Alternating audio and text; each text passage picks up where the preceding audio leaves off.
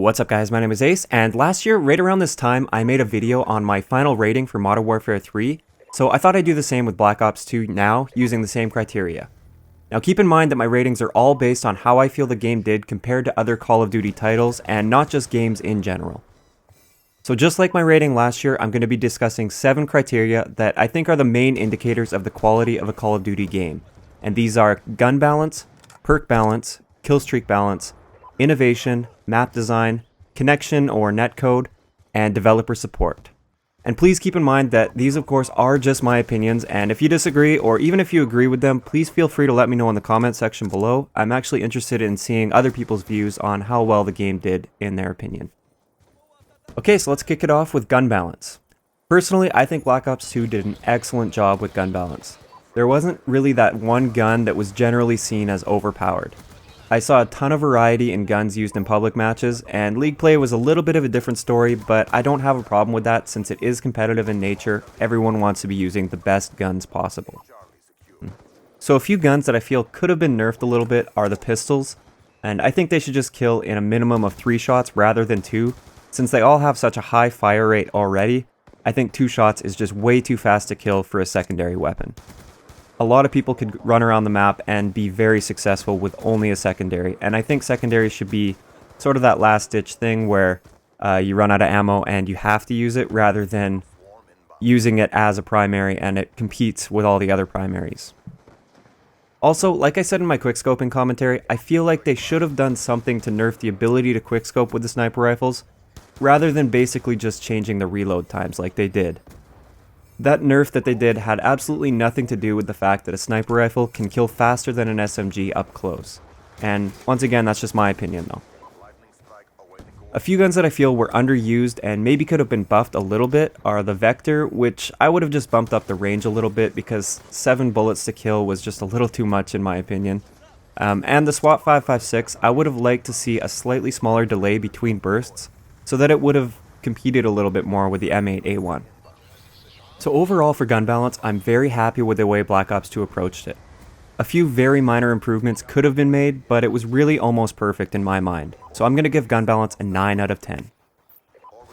Alright, so now let's move on to perk balance. For me, in Black Ops 2, I think the perk balance was pretty good, and I really did love the pick 10 system, but I still think there were a few obvious flaws with the perks. Toughness was far more powerful than any other perk in the game, and it was almost a necessity on almost every class setup. The simple fact was, if your enemy was using toughness and you weren't, you had a severe disadvantage in that gunfight. And when a perk is practically required, I see that as being unbalanced. There were also a few perks that were simply not used, or at least very rarely used. Hardwired is probably the best example of this.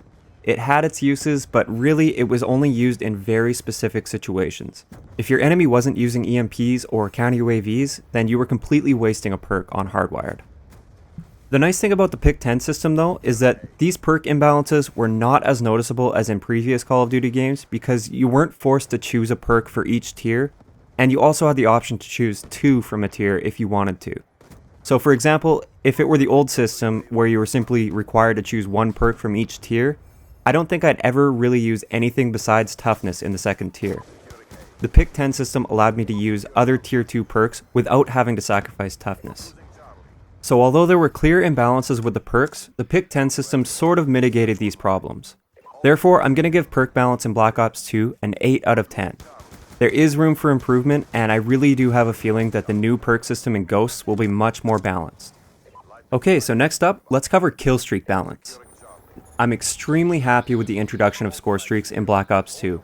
It really encouraged and rewarded objective play more than ever before in Call of Duty.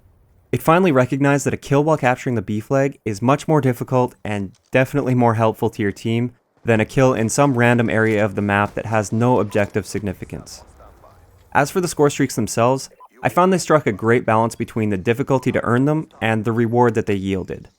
A swarm wasn't something that any noob could earn consistently, but when you finally did earn it, it rarely felt like you'd been ripped off. You would typically get quite a few kills with the swarm, which I feel was definitely deserved if you worked your way all the way up to the swarm. The only score streak that I didn't really agree with in the game was a hunter-killer drone. Although it was possible to dodge and Flak Jacket did help you a little bit to counter it, it was often impossible to escape, and for such a low streak it was really frustrating to be killed by. I've died off nuclear streaks several times to hunter-killer drones, and in most cases it was a completely unavoidable death, and it takes really no skill to use. I feel like it should have had a little bit more of a warning system on it so you had a little bit of a better chance to get away from it, and I also think there should have been a little bit of delay after being thrown before it actually became active. So another thing to mention with the score streaks in Black Ops 2 is the fact that Treyarch decided not to have the different strike packages like Modern Warfare 3 did, so support, assault, and specialist. I was a little disappointed by this, and I would have liked to at least have the ability to customize your streaks for each class setup rather than sticking to the same 3 streaks the entire game regardless of the class you decided to use. So I was slightly disappointed, but I was still very happy with the new score streak system. So I'm going to give Killstreak Balance a 9 out of 10. So moving on, let's cover innovation. Like I've already mentioned, I really love the Pick 10 system and the score streak system. League Play was an amazing addition that created an entirely new multiplayer experience, and it's what kept me going with the game for so long. Without it, I likely would have been sick of the game months ago. Another thing that they did new was gun DLC. They had the Peacekeeper in one of the DLC packs. And I think this was kind of gimmicky, but at the same time it was something new and innovative for Call of Duty, and I'd definitely like to see this continue with one new gun per DLC in the future. As for game modes, they added Hardpoint and One Flag CTF, and Hardpoint was an awesome addition, and I really enjoyed playing it throughout the entire life cycle of the game. One Flag CTF was pretty cool, but I think it was just implemented way too late in the game's life cycle.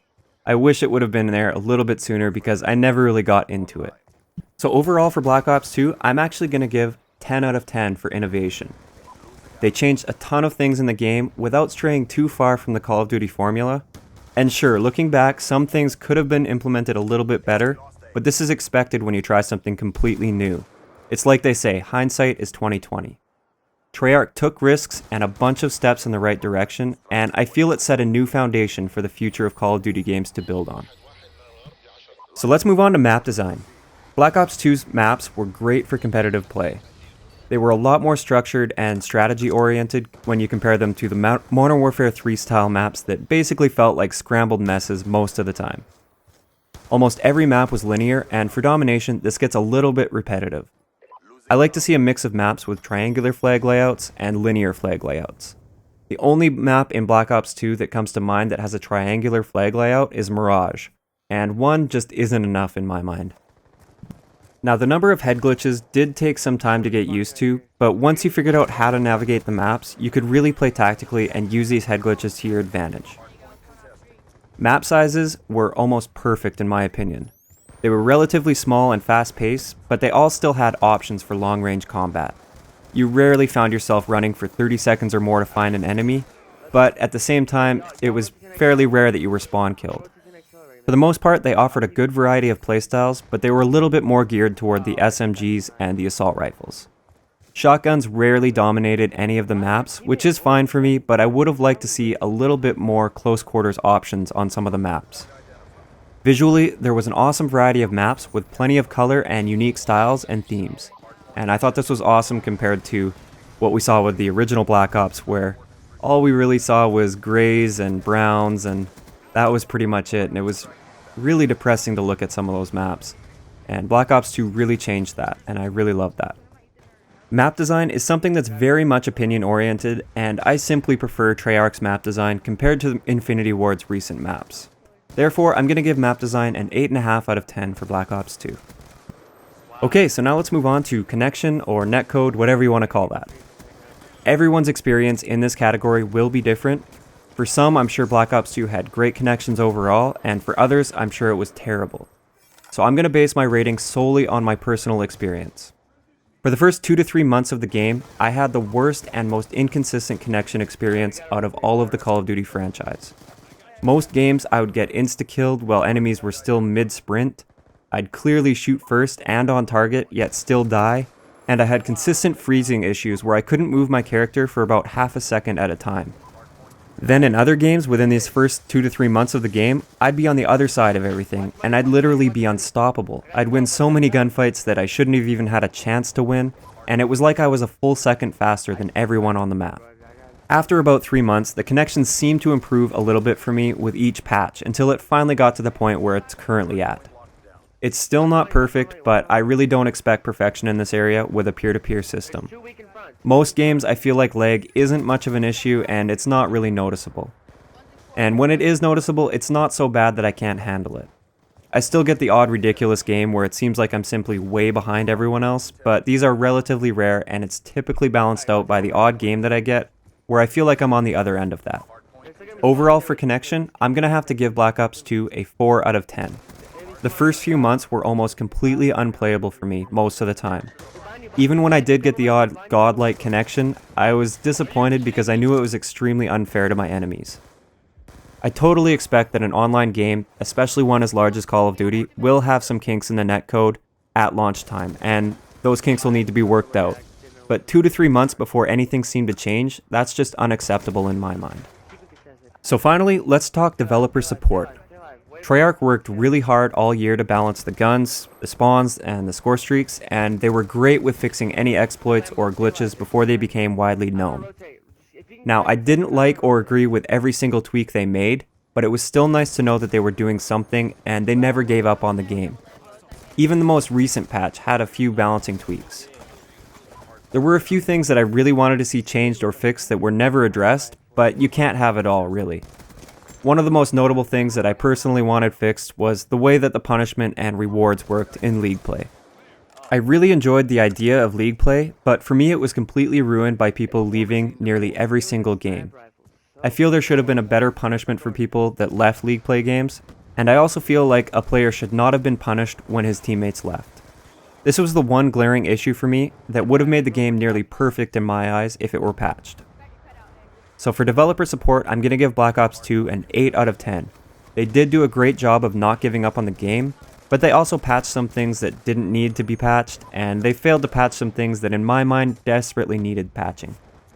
So overall, Black Ops 2 was a great Call of Duty game in my opinion. The gun balance, perk balance, and killstreak balance was all great. I have very few complaints in these areas. The innovation in this game was perfect in my mind.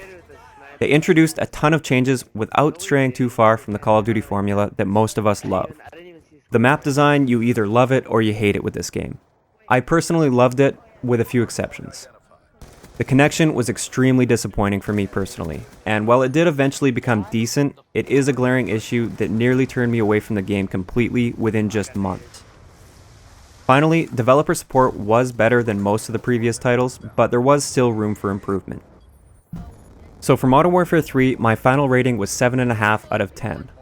I definitely have to say that I prefer Black Ops 2, and I'd even go so far as to say that Black Ops 2 has been possibly my favorite Call of Duty experience so far. The only extremely serious issue that I had was the connection, and that's pretty good compared to all of the terrible game-breaking problems with the previous Call of Duty titles. So overall, for Black Ops 2, I'm going to give it an 8 out of 10. So I'd like to hear your guys' thoughts on Black Ops 2. Let me know what you would rate it and why, and if you'd like, you can even rate each individual category like I did. I hope you enjoyed the video, and I'll talk to you guys next time.